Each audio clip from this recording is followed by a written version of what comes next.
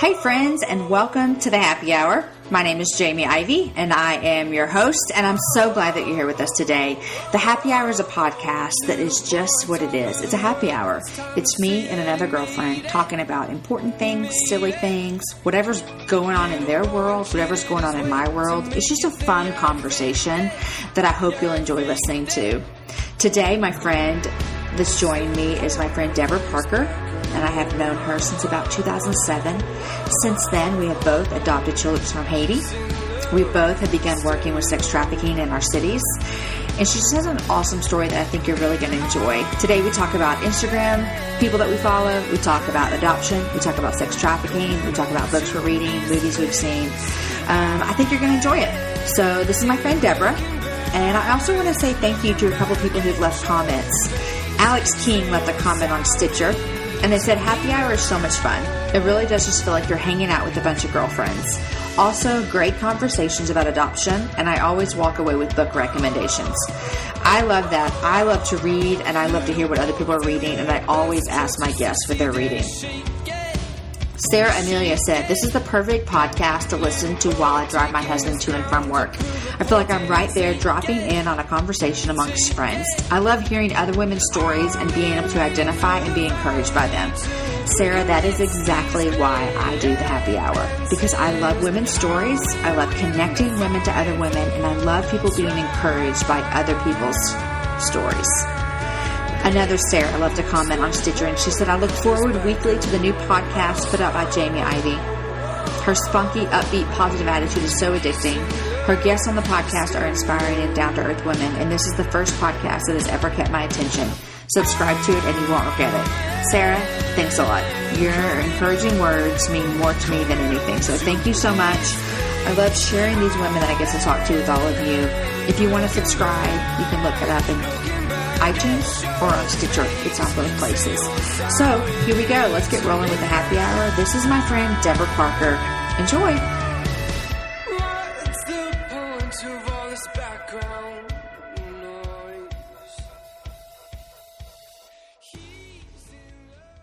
Hey Debra, welcome to the happy hour. Hi, so glad to be here. I'm so glad we could work this out. Because yeah, me too. I have been wanting to talk to you about life for a long time, and I just decided we should record it and put it out there for everybody to hear. Sounds good. Does that sound good? And what all of the listeners don't know that they can't see is that we randomly are wearing the exact same shirt. Exactly. This is not like a shirt you buy at Target. This was like, what did this shirt go for? I mean, it was a fundraiser. Someone's adoption fundraiser. Okay. Right? Yeah, I can't remember. I bought this shirt a long time ago. It says Love is Rising. Mm-hmm. I can't remember who it was for. But I wear this shirt at least once a week. I wear mine a lot, too. Because it's really soft. Cutest design, and it's really soft. Yes. Yay. Okay, so how's your summer? It is fast and furious. Like one thing to another. Seems just like you. And so It's been great. It's been so good. Our summer, let's see.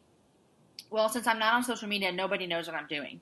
Which, that's like kind of cool, I think. Is that like, but there's a part of me that wants everyone to know what I'm doing. Which, what is that about us, that we want everyone to know what we're doing? It's weird, isn't it? No. We want to know each other, and we want to be known. I keep having these thoughts about social media. I'm like, is it weird that I want people to know where I just spent the last 2 weeks? I don't know. But I don't know. People that I talk to know, you know. Yeah. People in your circle. Yeah. I just spent the last 2 weeks in Tennessee. That's where I was. In Tennessee? What did you do for 2 weeks? Well, it was not exactly 2 weeks. It was about 2 days shy of 2 weeks, which I'm going to round up because we were in the car for a lot. And so I think I get to say 2 weeks. We went out there. Aaron's parents live in Cleveland, Tennessee. So we visited them for a few days. And then we have some friends that have a house in Lenore City. So we stayed there for a week and we're out on the boat all day. And then we have friends in Nashville. So we're there for 2 days and then we came home. So fun. But on the way home, we didn't drive all the way. We stayed in a hotel. So that's always nice. Yeah. We just did a road trip to New Orleans and to Florida in 4 days. Wait, you went to both of them? Yeah, like stopped in New Orleans on the way, and then was in Florida for 2 days, came back, stopped in New Orleans, and back home. What did you go to Florida for? Quick getaway. Wow, the whole family? No, just the two of us. You and Ernest. Yeah. How fun. I've never been to New Orleans. Wow. Worth it? That's a whole conversation in of itself. I really hadn't been there. Through, but I hear they have good food. Is that true? Yeah, it was great food. Great food. Okay. Is it worth it, do you think? Yeah, I think it's interesting. A friend of ours said that it's one of the cities that you have to see, within our country. Like, you just have to experience it. It's just really dark in some places. Yeah. I don't know. I've never been to Las Vegas, so it seemed kind of like maybe that would feel maybe on a country level or something. I don't know. I've never been to Vegas either. Yeah, I haven't been to Vegas, but Bourbon Street, whoa. Like crazy, everything you would have thinking. Like, I think crazy. Is it like that? Like strip club after strip club after strip club. Really? With girls standing out on the street, inviting you to come in. It was just so much. It was so much for me. I don't know that I could handle it. And all the work that I do, it was just, I don't know. I wanted to scream. I don't like, we live in Austin, obviously, and 6th Street is like I guess famous for its bars and clubs and stuff. I try to stay away from 6th Street as often as I can, but there's an Alamo Draft House down on 6th Street. And so if you go to a late movie, when you come out, you're in the thick of 6th Street. Yeah. And whenever we come out of a late movie down there, usually I've fallen asleep in the movie, so I'm a little groggy walking out onto 6th Street. But I am just like in awe. This makes me sound so old. I'm just in awe of all the people out walking around at like 12:30 in the morning. Yeah. I mean, I'm one of them because I just came out of the movie theater that late, which is dumb. Who needs to see a movie that late? But I'm just in awe of that. It's crazy. Well, the hotel manager, when we checked in, he said, we were asking for restaurant recommendations. He was like, well, there's some great restaurants on Bourbon Street, but you guys kind of seem like you may not want to hang out there. And I kind of got offended. I was like, are you saying that we're old? And old or something? And then I understood. When I got out there, I understood. He was like, the party doesn't start till 1 in the morning and goes all the way to like 9 a.m. Obviously, I wasn't there until 9 a.m., but it was interesting. Oh my gosh. Okay. I have so much I want to talk to you about. Yeah. Lots of other stuff. But I have a question for you. Okay. Since I have been off social media for a while, are you on Instagram? Yes. You seem like you'd be a good Instagrammer because you're a photographer. Well, yes, in my former life. But yes, I love Instagram. It is so fun. You have an eye, I bet. I'd like to think so. So when you post photos on Instagram, because there's two types of people I feel like on Instagram. Yeah. They're either taking like really cool looking photos or it's like their kids. Right. Which one do you fall under?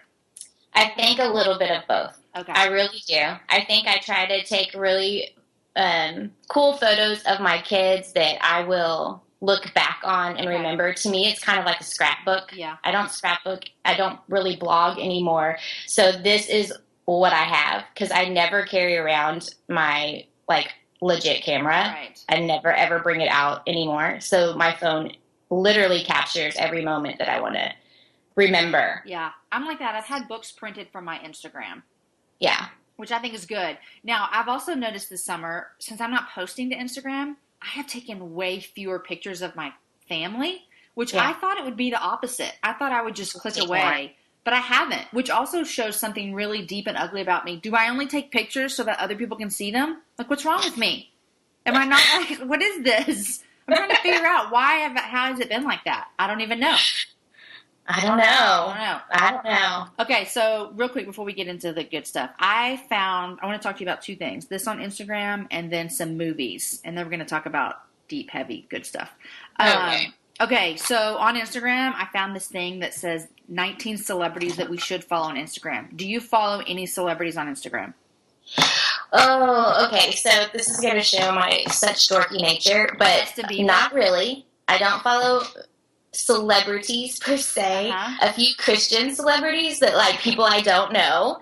I'm so intrigued by all things New York City. I love New York City. Yes. I think in many realms I would live there if I could. Which you drove your whole family there once.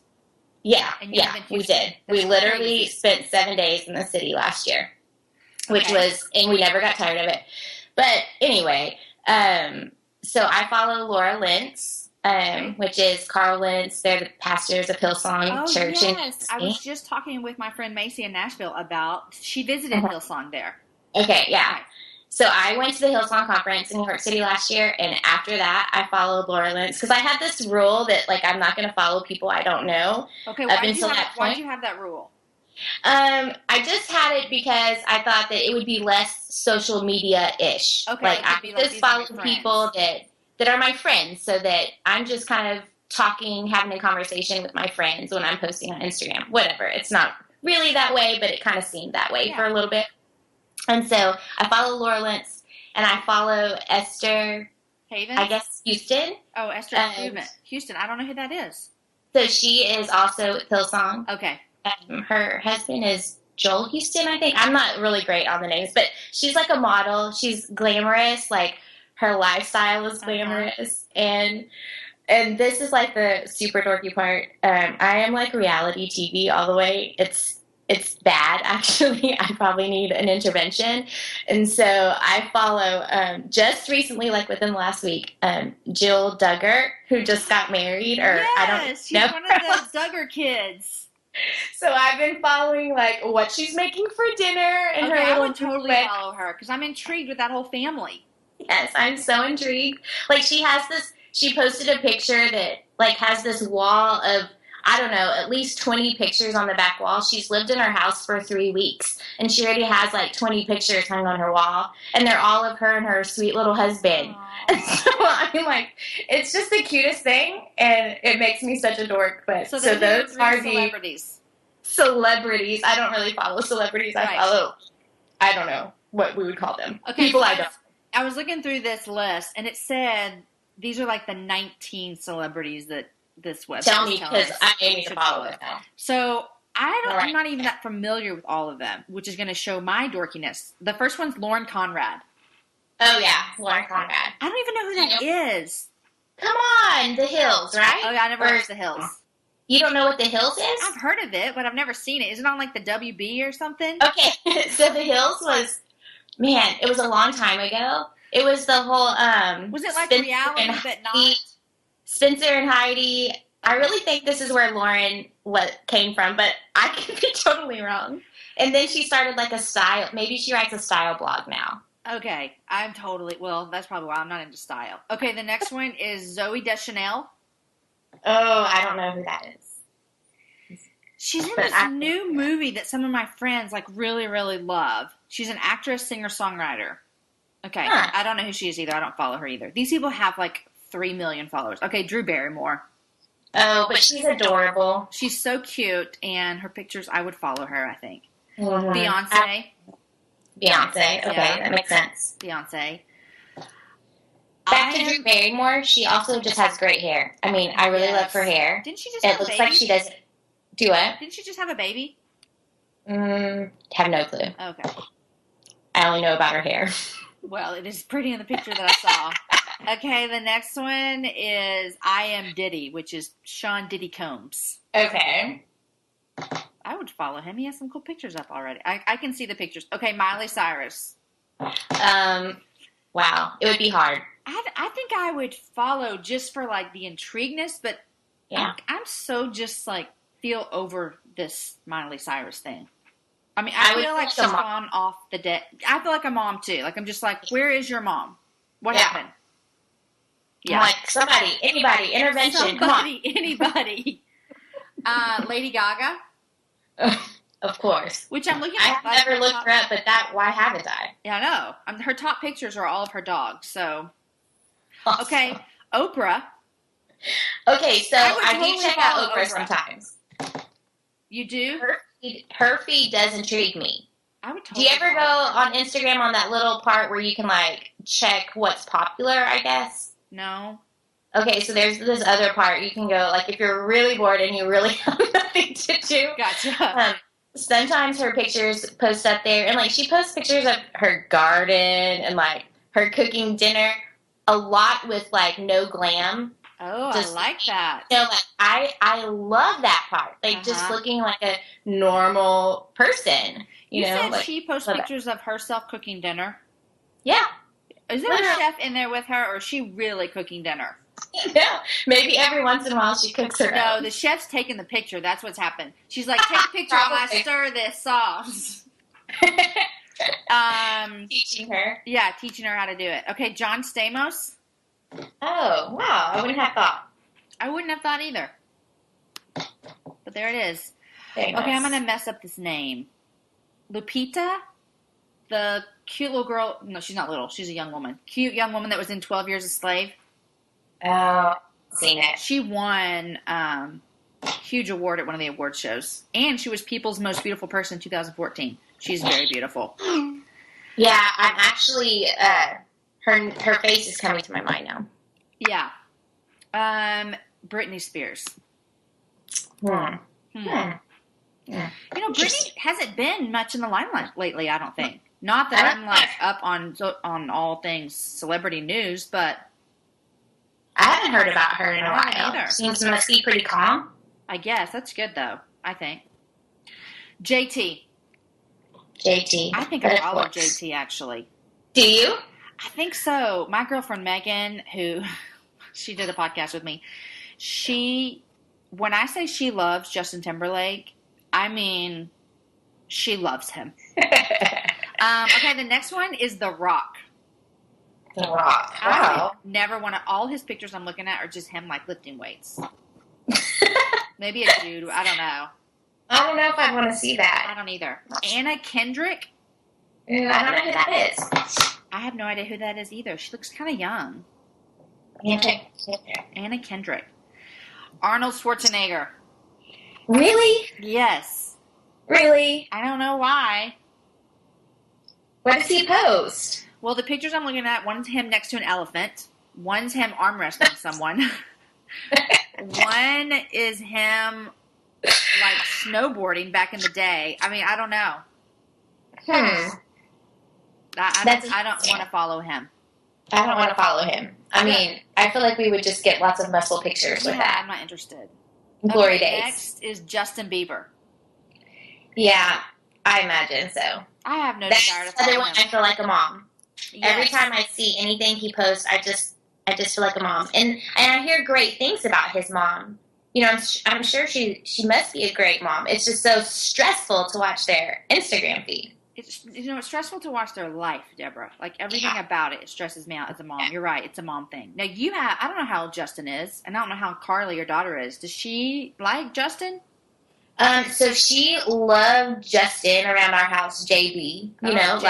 She loved JB with a heart of passion for many, many, many years.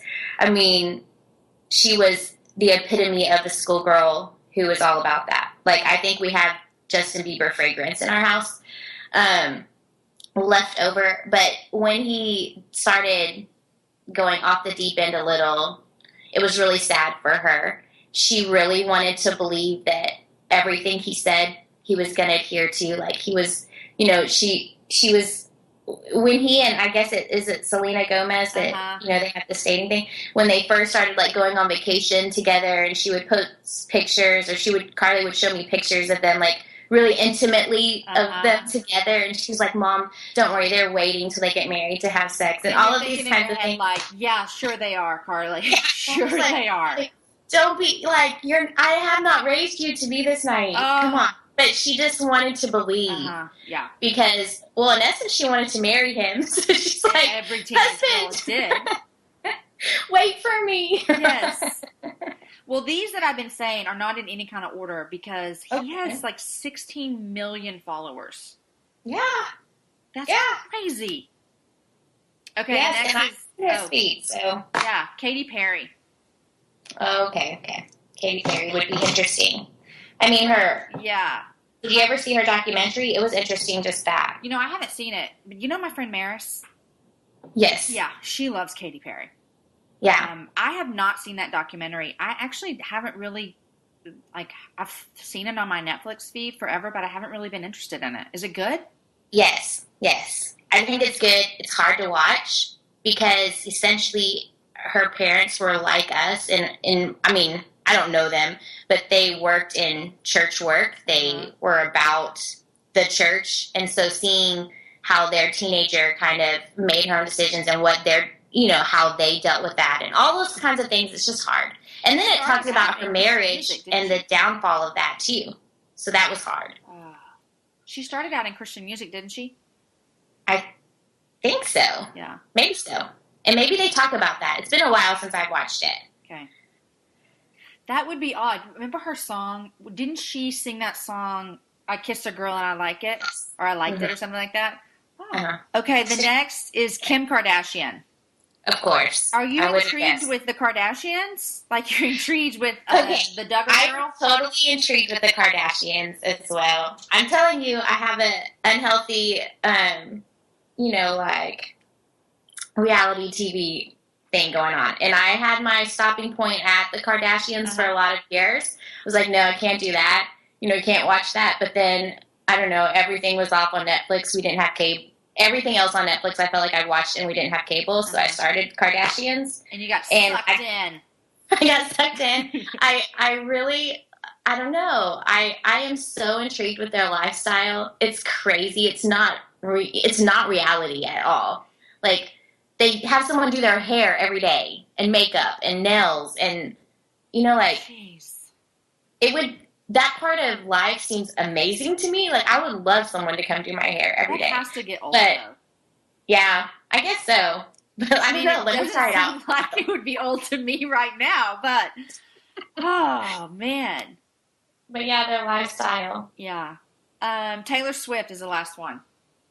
She's cute. She's cute. I don't know much about her. I've been to her concert with Carly. Yes, and we sang every single song, and it was the best concert I'd ever been to. I heard she puts on a really good show. She does. And her mom, have you ever been to one? No. So her mom goes to, I guess, a lot of them. So they walk her mom into the concert and, kind of a spotlight on her mom before the show ever happens. So the buzz is like to watch her mom walk in. She stands back at the sound booth. And so the majority of the night, I kept turning to watch her mom watch her. Yes. And it was the sweetest thing I've ever seen. It was like the whole night, she's just beaming, with joy for her daughter and just there present watching everything that was going on. I can't imagine what that felt like. That is so sweet. I always, if I'm at a concert, when I worked at the radio station, I got to go to a couple, concerts for country music people. And if I was, backstage, I would always find the wife. I'm always interested in the wife of the singer because that's my role. Right. And so I remember when, Erin and I were dating, I think. We went to a Delirious concert. Remember Delirious? I don't. Oh, man, you got to get Delirious. We went to a Delirious concert at some church, I think in Waco or something. And I remember seeing all these women come up with all these kids and sit in the very, very back. And I was like, that's all their wives. Not one guy's wife. Yeah. Not like Sister Wives. Not Sister Wives. Which I love that show, by the way. But it was like the wives of the band guys and all their kids. And I remember being like, that's so dreamy. That's going to be me one day. And, it's not as dreamy as it sounds. But I just always have been enthralled with, the wives of the singers. Yeah. Which is so sweet. Really cool. Okay, so those are all your new Instagram followers. Yeah, I'm going to follow them. Well, you don't know, so you can't follow them because you don't know them. That would break your rule. Well, I already broke the rule. That's right, with your 2 Hillsong celebrities. That's right. That's so hilarious. Weird. So weird. That's so funny. Erin's actually going to Australia next month or 2, I don't know when, and they might go to Hillsong. Oh, so that's so good. I want to go to Australia, just to go to Australia. Do you know that when they fly back from Australia, they leave on a Monday and get home on a Sunday the day before? That's crazy. They get a whole nother day of their life back. That's crazy. So if they've ever had a day where they wasted for nothing, they get it back. So how long is the flight? I guess. I don't know. A day? I don't know. I'm just kidding. I don't know. 24 hours? I don't know. I don't know. It has to be forever. When we went to Greece this summer, we came back and we gained 8 hours. So essentially, so fun. We only traveled for I don't know, 4 or 5 hours. Yeah, instead of 18. Yeah. So fun. Okay, so I recently read a book that I want to chat with you about. Okay. So I just finished it this week. It's called Girls Like Us by Rachel Lloyd. And you have read this book, and you have read many other books. And I want you real quick to just give people who are listening a little, like, not synopsis, just a little information about your life and what you're doing with the sex trafficking industry. And if you just joined us and we've been talking about celebrity Instagram people, now it's like, wah, wah, wah, sex trafficking. I should have warned everyone ahead of time. But this is something that I have seen in your life over the past, I don't know, year, 2 years, I'm not sure. Just watching you get involved with this, and just for myself, a little background, it's something I've always known about and existed and watched people deal with from afar, but I've never really, it's not that I haven't been uninterested. It's just like, there's a million causes in the world, and this one just hasn't ever been on my radar. But a couple months ago, I told you this already, I went on a ride around town with a ministry here that serves women that are being exploited sexually and trafficked, and she pointed out brothels in my town, like in Austin, close to my neighborhood, places where women are being trafficked. And since then, it's wrecked my world. And so it has wrecked my life, whereas I just think about these ladies all the time. I think about all this. And so you are the friend of mine that I'm like, Debra has been dealing with this for however long it has been. So tell us that journey for you, and then we'll talk about that. Okay, so I would say about 2 years ago, maybe even 3, I just was invited to this documentary at a theater. It was across the city from where I lived, and I went to see it. And right now, for the life of me, of course, I can't remember the name of it, but it was basically like celebrities just kind of opening my eyes to, there is a problem with human trafficking. It happens across the world. This is what it is. They weren't really talking about human trafficking in America. They were more talking about trafficking internationally. So that was my first in. There was a ministry that was like standing outside of the theater whenever we got out that kind of gave out pamphlets. So I heard of a group in our city that was kind of doing something. That was the first time I heard, like, oh, this is happening in Houston, Texas. So like, when you okay. watch the documentary, you're like, oh, this is what most people in America think, myself included. Oh, this is happening in Thailand, or this is happening in India, or this is happening in Taiwan. You thought that, but you never thought, oh, this is happening in Texas. Right. It was kind of different. It was the first time I was like, oh, okay, we have a ministry that's doing this here. So at that time, we had just brought home an adopted child. I was not ready to get involved in anything other than parenting my family. You had a newborn, and you had just brought home a child, right? Yes. So it was crazy. So granted, that was like a date night for us or something like that, like free date night. That's kind of why I was there. But I have been doing student ministry alongside my husband forever, it feels like, since we were newly married. So girls or teen girls have always been like up front in my life. Like, it's what I pour my life out for, is serving these teenage girls. So when it proposed to me that these are teen girls and, in my city, then I had to ask, well, Lord, what am I supposed to do about this? So I just kept asking those questions. There weren't necessarily a lot of answers. It was just a lot of learning. I read books like Girls Like Us. I read A Slave Across the Street. I just kept learning. I went to a conference that was like a aftercare training. I don't even know how I got invited, because I was supposed to have finished a lot of different things before I ever made it to this conference, but somehow they let me in, and I just learned about the entry to human trafficking, what it looks like for someone who was raised just like me. What does it look like for my next door neighbor or girls in my student ministry? So I just took that knowledge away.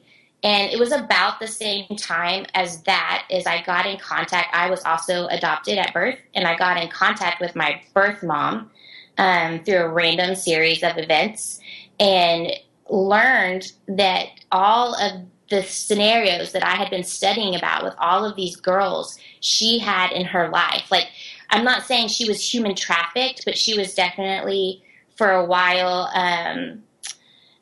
in a trade that she did not pick for herself. Mm-hmm. or wouldn't have picked for herself. And so I wondered, like, if that was why I was learning all of this, was to understand her, to have grace for her, to understand what essentially I came out of.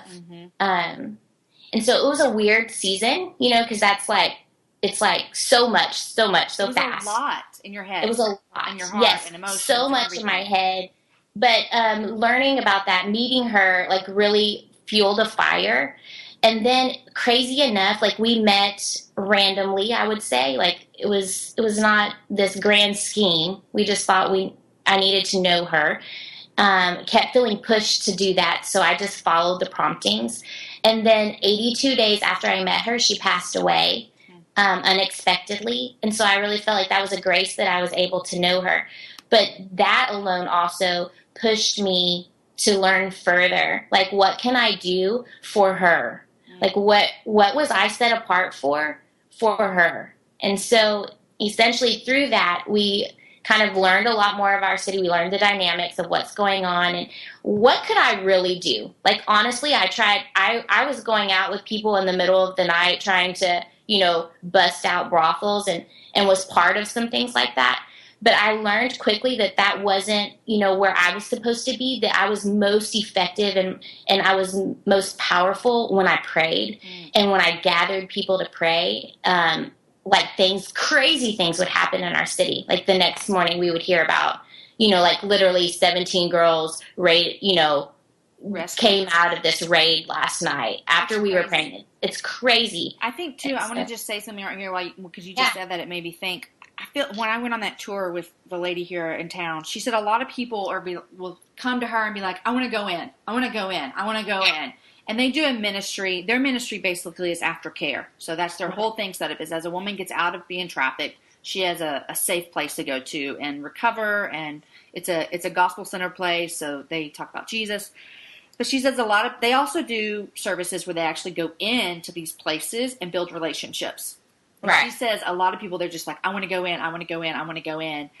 And then 6 months later, they're like, this isn't really what I thought it was, you know, because I think that people in their best intentions have this idea that they're going to go in and this woman is going to be like, thank you. I've been waiting for you to save me. And can I come live with you? Oh my gosh, I'm so glad that I met you. And that's not reality. Right.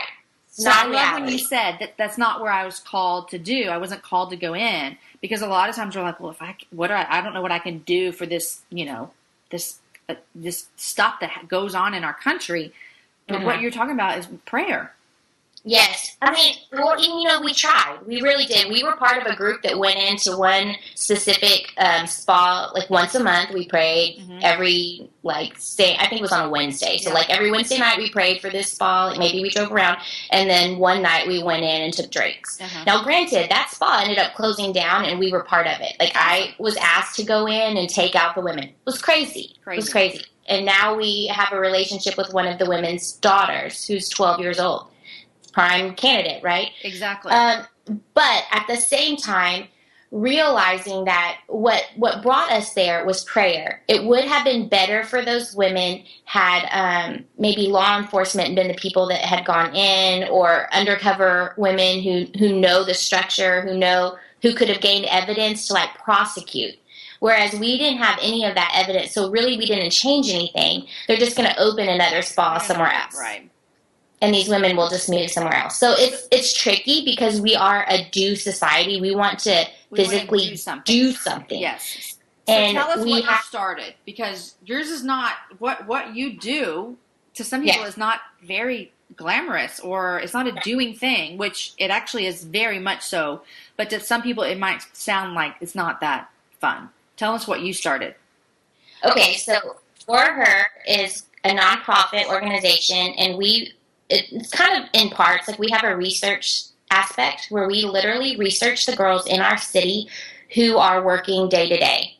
They post online, and we know how to gain that information. We know how to gain information from their postings that we can track them. So when they move from city to city, we can essentially know where they are at any time. And we do that for purposes just to kind of keep an eye on them, make sure they haven't, like, gone off the grid. We turn those that evidence also into law enforcement. But we gain their names. And so say there's a girl, Sarah, who says she's 23 and she's working downtown Houston. So someone in our church, or maybe just friends around the city or wherever, it's not just open to church, but we'll say, I want to pray for a girl. And so that day we have Sarah's name. So we give them Sarah's name on a card with all these different methods, different ways how to pray for them. Pray for their freedom. Pray for them to see Jesus. Pray for them, like different promptings. But so they pray for Sarah, who's 23, and somehow, I don't know how it happens, but they become so kind of in love with this girl. Like, this girl becomes a daughter to them, a friend. Like when we first promoted it, that's how we kind of felt the call, I guess, if you will. Because remember, it was kind of for my birth mom. How could I step into her story? How could I have stepped in when no one else was there? And so Carly and I went on stage at an event called Rise, and there were like, I don't know, maybe over 1,000 women, and we just presented to them, we have names that you can pray for, and you can pray for this girl like she's your daughter, like she's your sister or your friend. And don't pray with weak prayers. Don't come like you're just doing nothing. Like, come with every bit of faith that you have and try to believe that something can happen. And so that's what we do, essentially. So we have right now, we have 200 names of girls working in our city. About 75 of them are constant Houston, Texas, all the time. The rest kind of fluctuate back and forth. And we mostly deal with online girls right now, just because we don't go out and talk to them. Girls on the track, we don't go out and ask their name. What do you mean online girls? Girls that are posting their information online. Yes, okay. Girls that are posting information online. Which, some people, that doesn't even make sense. When you say that, you mean that they're posting information for people to use their services? Yes. Okay.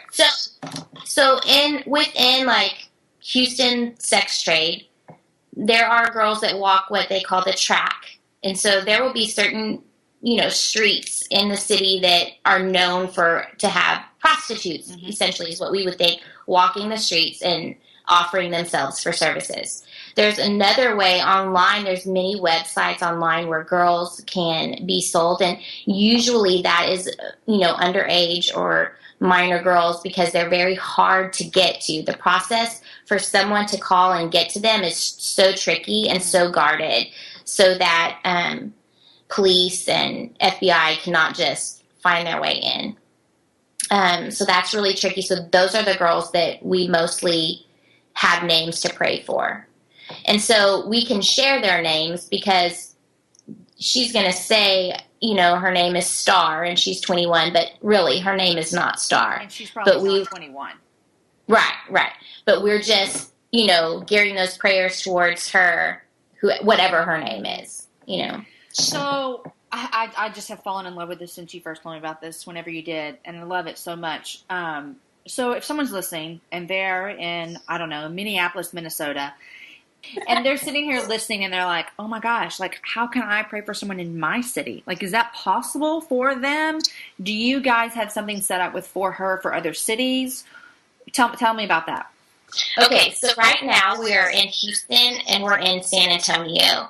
And we want to, we are open to other not organizations, but other groups of people saying, hey, I want to bring this to my city. It's kind of hard for us to do all the research right now for every city. Sure. But if enough people wanted to get together and say, hey, I want to learn how to do research, mm-hmm. we would welcome showing someone how to do that, to gather a group in their city. How can they reach And what I didn't say about what we do is then once a month, everybody who's praying for a girl each day, as their daughter, sister, friend, once a month, we're gathering at the same time for one specific hour of prayer. So we took a break this summer, but it's usually the first Tuesday of every month from 8 to 9 o'clock. And we're just praying for 1 hour. It can look whatever way that group decides it to look. Ours is really we have worship, we have prayer. It's song in and out, just reading scripture. Yeah. It's kind of a little organic, if you will. But yeah, so if someone in Minneapolis, they wanted to start a group, we're open to extending that to them. We're right now in the process of creating those systems so that we can invite, the masses, if they would like to pray for girls in their city, that we would be able to show them how to do that. We're working on an app. How cool is that? An app. Look at you. Big time. And I say working on, which I mean dreaming up. Okay, that's good. Everything starts with a dream. How can people reach you guys? So we have a Facebook page. It's just, I guess if you search for her on Facebook, we're a group or... Okay. I'll put all of this in the show notes, just so we're clear. When she's saying for her, she means FOR and then HER. For her. Yes, for her. Mm-hmm. I love it. This is so good. I love it so much because I feel like so many times, we already mentioned this, but people just want to do something and we forget how powerful prayer can be. Yeah.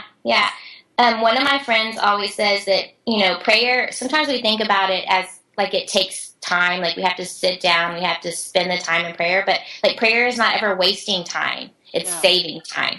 It's preventative, like it's action. It is the most that we can do. And let me tell you, if you pray with faith and you actually bring that to the table, like it's wild. It's literally wild what can happen. We also are adopted moms. We haven't talked about that. Here's something that is super cool about Debra and I. Well, lots of things, but here's one of the things. Our kids actually lived at the same place before we had brought them home. So her son, Ronell, how old is Ronell now? Let me not get this wrong. Ronell's 13. Just turned 13. And Amos is 9. So they were at the same place. And actually, I'll let you tell the story, but Aaron and I, while we were in the process of adopting Amos and Story, we would take teams down to Haiti because I have lots of opinions on mission trips, but one thing that I really loved is that we were already going to be going to Haiti to visit our kids. We always thought, why not take other people and let them see Haiti, love Haiti. Our whole goal in every trip that we took was to take everyone with us to lots of different ministries and pray that God would impress one on their heart to support. So that was kind of how we led trips and why we did it. But you were on, it was our first trip to lead, I think. Yes. And you came. It was your first trip to lead, yes, and I came. I came and didn't really know anybody on the team. You didn't know anybody. Yeah, that was a huge step. Yeah, it was kind of crazy. Okay, so tell everyone what happened on that trip. So we went on a trip with all of these people from around the... Wait, were most of them from Tennessee? No. No. Anyway. Actually, they were... Okay, so I have a picture that I just looked at the other day because I attached it to a blog. I put a blog up the other day that our friend that we know, Terry Livesay, wrote about visiting Haiti or working in Haiti or something. It was a guest post I did this summer. And I attached a picture to it from our very first trip. And it was me and you, Amy Gayhart, Ginger Swan, Kim Rhodes, Crystal Gafford, and I'm missing one, Sarah Hyatt. Yes. And out of all of those ladies, yourself, Sarah, Kim, Crystal has adopted, not from Haiti, but they've all adopted. Yes. Okay. And me. Yes. Okay. So carry on with that trip. Okay. So that trip was pretty wild because we had already heard of Ronell and heard his story online just from following a blog that Real Hope for Haiti was putting out at that time. So our kids were really attached to him because we had just kind of said, hey, let's pray for this little boy. And they knew our heart was geared toward adoption. So they kept calling him their brother. And we were like, oh, guys, let's pray for him. We didn't. Lord. Yeah. We had this whole scenario already made up, that we were going to adopt a baby, a newborn, it had, no thought on our forefront of adopting an older child. But I went to Haiti with thoughts to meet him specifically was one of the main purposes. And so I will never forget the day we walked up to Real Hope for Haiti because your kids were there. You had already been matched with them. And so I kind of stood in the back. I think I was taking pictures of you and Aaron, hugging them. I think it might have been Aaron's first time to meet them or it was. Something along that line. I had been there in January to meet them for the first time, and this was May, and it was Aaron's first time to meet our kids.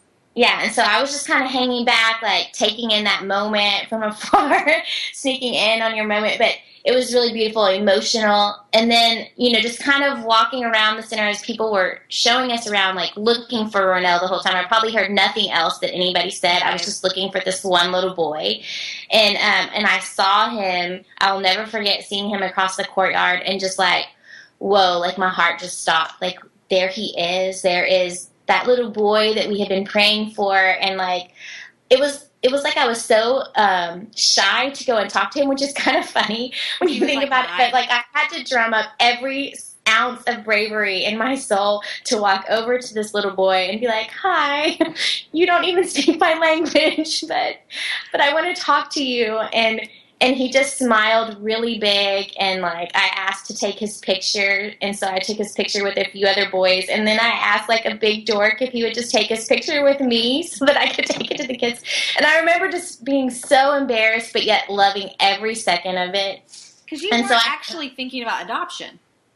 So, I mean, we weren't, but we were. Like the kids had kind of started talking about, hey, he's our brother. So it was in my head, but it was just like fighting the thing of what I had always thought would be to what might be. Yeah, he was 9, right? Right. He was old. Well, we didn't know his age at that time. Yeah. I think they thought he was about 7 or so. And so, anyway, the rest of that day I hung out with him. Like, there are pictures of us coloring together. And, he asked me, like, at one point, he, like, tapped me. I don't remember how I even understood what he was saying, but he asked me, can I keep these crayons in this coloring book? And I was like, sure. And I remember him turning around and a little girl trying to grab them from him and seeing his, like, fierceness come out. Like, the first time I ever saw his attitude, like, because everything else was super sweet. And, like, so it was wild. And I think that, honestly, on that trip, it was like so sobering. It was the first time I'd been on many mission trips or seen a lot of the world, but had never seen a third world country like up close. It really changed, I think, the dynamics of my life in many ways. I came back with knowledge of this child and did not know what to do with it. I really didn't. We had recently just left. We lived in Abilene. We were working at a church there, and we recently just moved back to Houston and kind of trying to figure out what our next step was going to be. And like, now is the time to adopt a child when we like basically don't even have a job. Right. I don't know that works. That someone would even let us do this. Yeah. And so it was just crazy, but we just kept moving forward. And one day, because of that trip, because of meeting him there, meeting Leisha, like she wrote a blog that said, we just need a family to do some water walking. I'll never forget that, with Ronell's picture. And like, we need someone to commit to him today. And that was it. Like, we committed to him after that. And then you and I both know it was a long road because that was, 2 years before he came home, and Ronell came home after the earthquake like Amos did. Tell me about that real quick. So Jamie and I actually talked a lot after the earthquake. Random phone calls. I think we were at a youth event, like Ernest was speaking at some D Now or something, and like I was in Dallas and needed to get a passport picture right away. I had to drive back from Dallas with a newborn who I was nursing on the how old was he? He was like 3 weeks old. I was going to say, you had like he was newborn. New. Yeah. So anyway, it was crazy. We did a lot of paperwork really fast because our adoptions were kind of in a middle state. They were finished in the eyes of Haitian government in many ways, but not necessarily in the eyes of the United States. So but lo and behold, we were granted what was called a humanitarian parole, what we thought was going to save our life and bring our children home. And in fact, they did. And we were with Aaron and Jamie the night that Amos came home. We were doing this benefit concert that we all put on to raise money for the earthquake events, and all of our kids were supposed to come home on this plane together. I didn't even see you that night, did I? No. And so Aaron and Jamie, or Aaron was going to lead that night, or it was... Yeah, that he was playing a show for that. He was playing a show. Yeah, I couldn't figure out how to say that. Yeah, he was playing a show that night, and I hadn't seen you guys, so I knew that a lot was going on, and then we kind of got a call that basically just said, hey, you know, a lot of the kids are coming home tonight.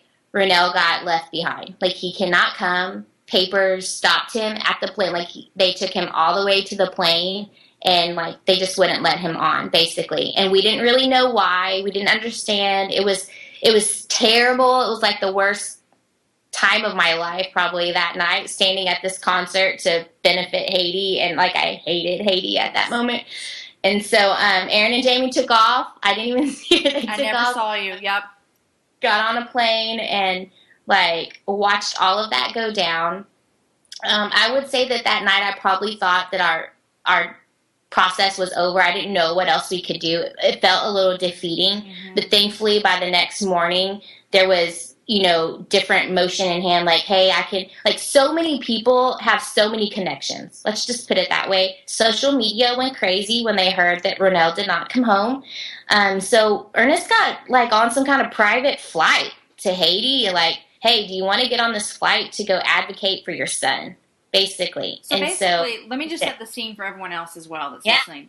This country has been demolished by an earthquake 10 days earlier from when Amos came home and Ronell was supposed to be home. So the country was it's already a chaotic place. It was like mass chaos. So we were getting 100 different things coming from 100 different people of, it'll be tonight, it'll be tomorrow, this time. I mean, we actually, we got on a plane from Houston that night and just said, we just need to get to Florida. Like, we didn't even know where they were coming in. We just knew we needed to get to Florida. And so when Ronell didn't get on that plane and didn't come home, what my favorite part of this whole story is that y'all were like, well, we're going to Haiti. And the thing is, you couldn't just go to Haiti right then. You couldn't get into the country. But Ernest is like, I'm going to get my son. I don't care what you tell me. I'm going to Haiti, which is something that all of us would have done after being in the adoption process for 2 years, fighting for this kid to come home. And then someone's like, yeah, he's not coming home. You're like, well, yes, he is. Okay, so Ernest flies to Haiti, and then what happens? So he flew to Haiti, and he had to do a lot of paperwork there, too. Whatever paperwork was missing, I think it was something with fingerprints. I don't even remember anymore. They kept misplacing it. It was like the same thing over and over. So he did like fingerprints 4 times while he was in Haiti. He was in Haiti, ended up being, this is crazy, wait for it, 10 days in the Haitian embassy with Ronell. They literally slept there. They had lots of pictures of washing their hair in the sink in the bathroom. Like, no lie. They're not getting to know one another. They ate MREs. Like, Ernest, poor guy, gained like 10 or 12 pounds because MREs are like, so, I don't know, filling or something. So, anyway, and we were doing paperwork here. It got crazy. Like, the BBC called to do radio shows with us. And let me keep reminding everyone, you had a 3-week-old. I had to, well, by this time it was probably like 4 or 5 weeks, so but she had a 4-week-old.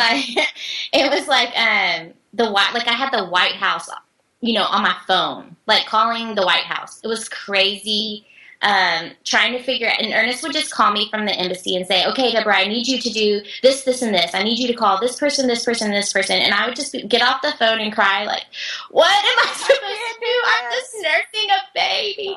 But somehow it all worked out, and like 10 days later, besides Ernest saying, hey, I'm not leaving this country without him, like, you may have to come here. Granted, he was working, like, a full-time job at this point, and, you know, like, had just left work, and if I lose my job, oh, well, like, this is what we're doing. And, you know, I'm, like, a nervous wreck at home. Like, he's going to lose his job. We already don't have any money. Like, he just got this job. 4-week-old. And, like, this is it. And he would literally tell me on the phone, you may have to move here. You may have to move here because I'm not leaving without him. And like, I don't know if you recall, there was just this earthquake that happened there. And like, are we going to live at the embassy? I'm just saying. And so 10 days later, Ronell came home. Their paperwork finally finished. There was a lot of drama, but it was worth every second of the drama to see him come down the escalator and just be home. And like, he knew, I mean, like, there is, even today, there's not a shadow of a doubt that for him to know that he was fought for. Like, he cannot ever say that because he saw it every single day for 10 days, his dad fighting for him in the Haitian embassy. Background on Ronell is that both of his parents died when he was little, just a little boy, maybe before he was 4. He literally, with his eyes, watched his mother die. And so he did not have, there were not a lot of scenarios for Ronell to stay in Haiti. And so, you know, he knew this. And sometimes that sucks, you know, because we know that we will never be Ronell's first choice. I know that I'm not ever trying to take the place of his first mom. But that moment, he knew that this family, for whatever reason, loved him and was fighting for him. And it gave him a little bit of freedom to just, okay, I like these people. And it was good and sweet. And, I mean, crazy because, you know, I'm sure your kids maybe did the same thing. But Ronell came. The first thing he wanted to eat was pizza. So I guess all he had ever heard of in the United States was pizza. And so we had to borrow a car to go home from the airport because our car didn't even fit all of us.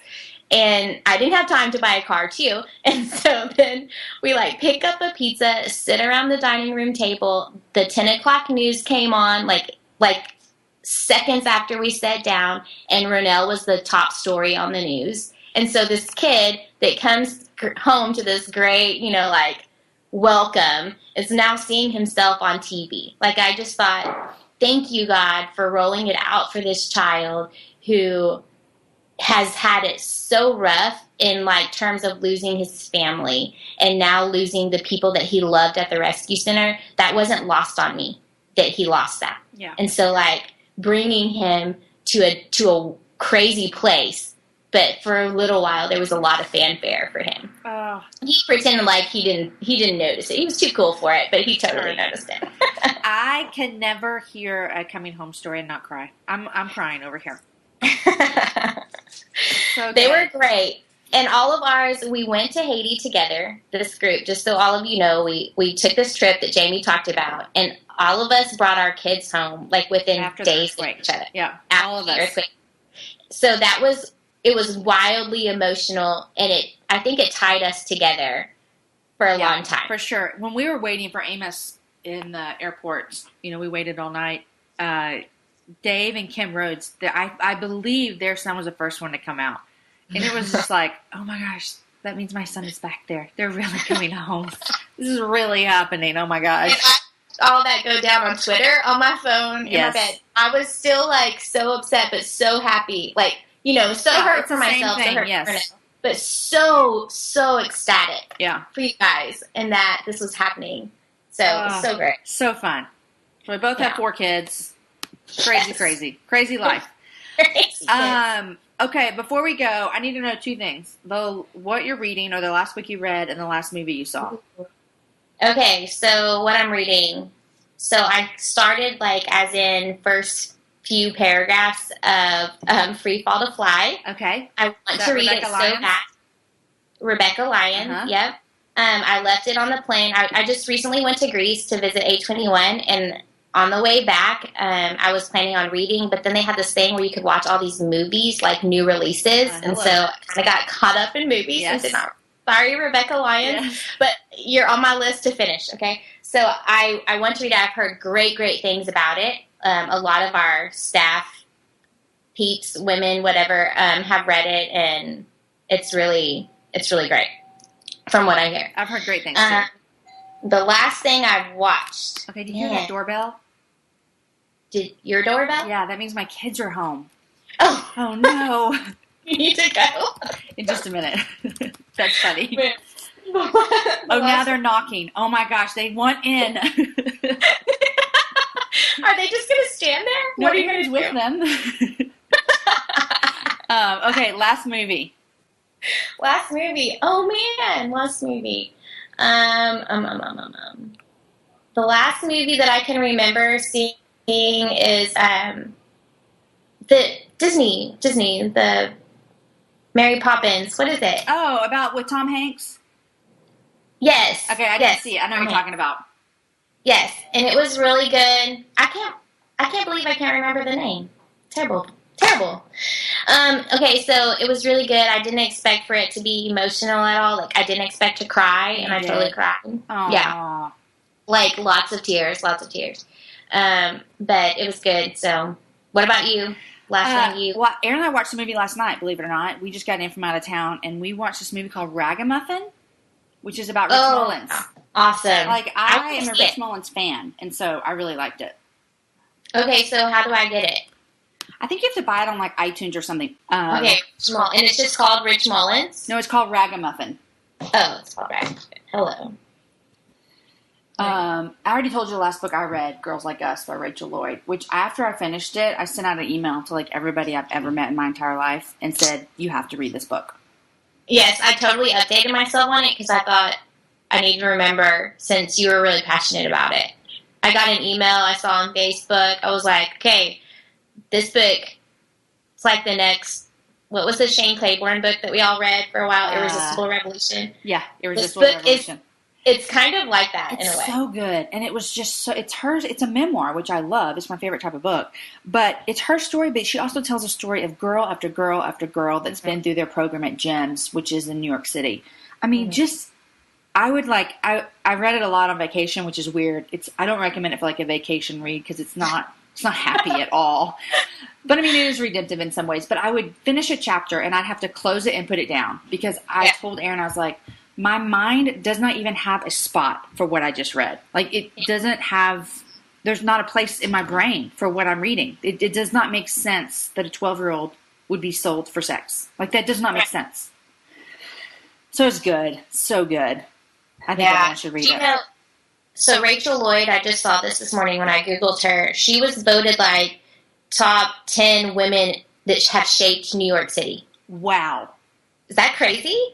That's crazy. Okay, I'm having a little book club in my house over this book. I emailed her to see if she'd Skype in with us. Oh, this is so awesome. She won't, though. She's too busy. You never know. That's what I thought. I'm like, I'm going to ask her anyways. You never know. I was like, just 10 minutes. Yeah. 10 minutes. Everyone has 10 minutes. I mean, I would love, if you do that, I'm Skyping in. I'm just okay, I'm going to Skype you in on another camera to the book club. Great. Okay, well, since my whole family's home, it looks like my hour of podcasting is over. Yay! Debra, thank you so much. I love everything you're doing. I love everything about your life. You're doing great things, and I just love it.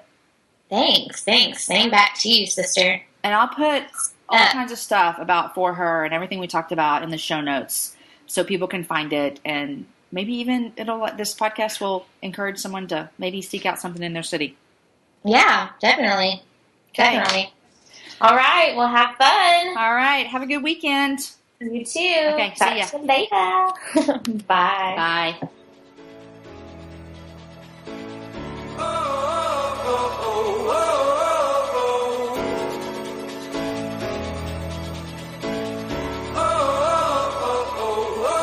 Okay, I told you Debra was awesome. I hope you enjoyed the happy hour today.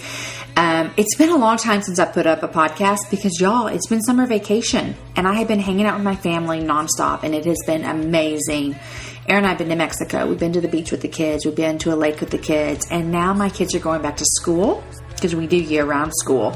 So summer has been awesome, but it has also been hard to podcast. So I look forward to the fall, having amazing guests to bring to you each week. I think you're going to love the people that I have set up to share their stories with you and talk about life. So I hope you enjoyed Debra. I love her heart. I love her ministry. I love all she's doing. If you have any questions, I'll put everything up from today's talk on my blog, jamieivey.com. Any link that we talk about will be there. If you have any questions for Debra or myself, leave a comment. We'd love to chat with you about it there. So until next time, friends, have a great week.